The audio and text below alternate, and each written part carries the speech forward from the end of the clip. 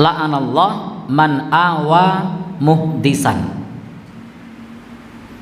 Allah Subhanahu wa taala melaknat orang yang mendukung pelaku bid'ah. Di edisi terjemahan situ terjemahannya kurang pas. Coba nanti dicek.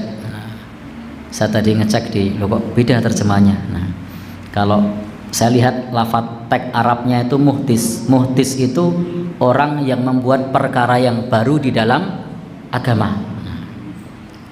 Maka Nabi menyebutkan iyyakum wa muhdatsatil umur, hati-hati dengan perkara yang baru di dalam agama. Saya lihat di teks Indonesianya tidak sama dengan teks Arabnya. Di situ apa, Pak? Orang yang melindungi orang yang melanggar hukum Allah. Ya benar, masih umum itu. Maka karena di sini muhdis itu membuat perkara yang baru di dalam agama. Allah melaknat orang yang mendukung atau melindungi orang yang melakukan bid'ah. Bid'ah yang dimaksud adalah sebagaimana dalam hadis yang disebutkan oleh Aisyah radhiyallahu anha, man ahdatsa, siapa yang membuat perkara yang baru. Ahdatsa, muhdits. Di sini adalah perkara yang baru. Yang kedua, fi amrina, dalam urusan agama, dalam urusan kami, yakni urusan agama. Artinya jangan tarik bid'ah kepada perkara dunia. Jadi kalau perkara dunia itu Nabi sudah bersabda, antum a'lamu bi umuri dunyakum, kalian lebih tahu tentang urusan dunia kalian. Maka tidak perlu dikomentari tentang masalah ambulan, mobil, handphone. Itu bukan termasuk bid'ah. Karena bid'ah kata Nabi fi amrina, dalam urusan kami, yakni dalam perkara agama. Hadza, dalam perkara agama ini. Ma laisa minhu, yang tidak ada isyarat darinya, maka itu disebut sebagai bid'ah. Nah, kalau ada isyarat maka bukan bid'ah. Kalau ada isyarat, saya sudah pernah sampaikan di sini. Contohnya Nabi ngasih isyarat bisunnati wa sunnatil khulafa'ir rasyidin, sunnahku, kemudian beliau bersabda sunnah khulafa'ur rasyidin. Maka apa yang dikerjakan khulafa'ur rasyidin itu masih sunnah, bukan bid'ah. Apa yang dikerjakan oleh Khalifah Abu Bakar, apa yang dikerjakan oleh Khalifah Umar, apa yang dikerjakan oleh Khalifah Utsman bin Affan, apa yang dikerjakan oleh Khalifah Ali radhiyallahu anhum, semoga Allah meridhai mereka semua, itu namanya sunnah khulafaur rasyidin, bukan termasuk bid'ah. Loh kok bukan bid'ah? Kan tidak dikerjakan Nabi.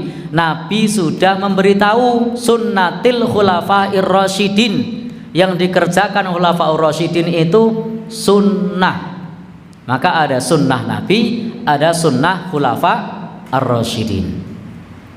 Baik, jadi di sini larangan bagi kita untuk mendukung pelaku bid'ah di dalam agama.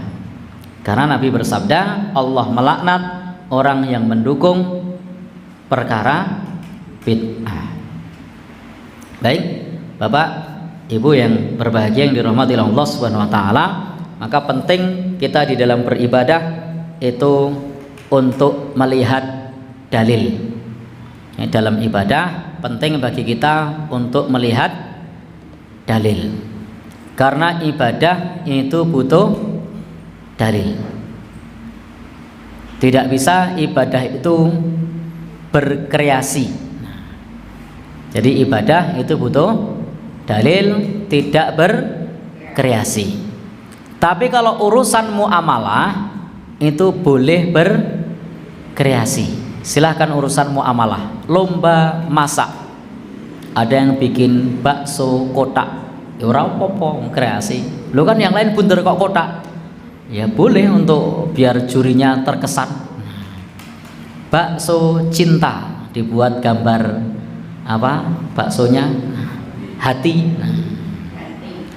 Nah, yo angel gawe iki. Namanya orang kreasi dalam urusan dunia, itu silahkan saja. Kreasi apa lagi misalnya, silahkan dalam masalah perkara dunia.